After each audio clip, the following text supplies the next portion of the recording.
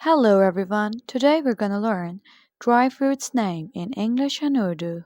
Let's start the video. मखाना को English में fox nuts कहते हैं. अगर एक होगा तो कहेंगे फॉक्स नट, अगर ज़्यादा होंगे तो कहेंगे फॉक्स नट्स. कंदक को इंग्लिश में हेज़ल नट कहते हैं.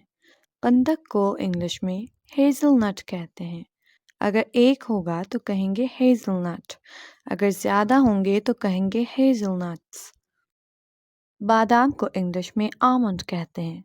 अगर एक होगा तो कहेंगे आमंड, अगर ज़्यादा होंगे तो कहेंगे आमंड्स. चिलगोज़े को इंग्लिश में पाइन नट कहते हैं. अगर एक चिलगोज़ा होगा तो कहेंगे पाइन नट, और अगर ज़्यादा चिलगोज़े होंगे तो कहेंगे पाइन नट्स.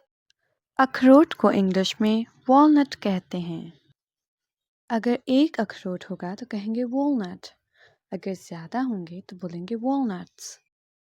खुश्क खुबानी को इंग्लिश में ड्राइड एप्रिकॉट कहते हैं. एक होगा तो कहेंगे ड्राइड एप्रिकॉट, और अगर ज़्यादा होंगे तो कहेंगे ड्राइड एप्रिकॉट्स. सिंघाड़ा को इंग्लिश में चेस्ट नट कहते हैं. अगर एक होगा तो कहेंगे चेस्ट नट, अगर ज़्यादा होंगे तो कहेंगे चेस्ट नट्स.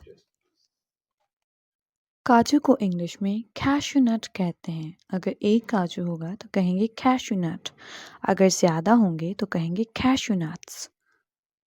खजूर को इंग्लिश में डेट कहते हैं. अगर ज़्यादा खजूर होगी तो बोलेंगे डेट्स, अगर एक खजूर होगी तो बोलेंगे डेट. मूंगफली को इंग्लिश में पीनट कहते हैं.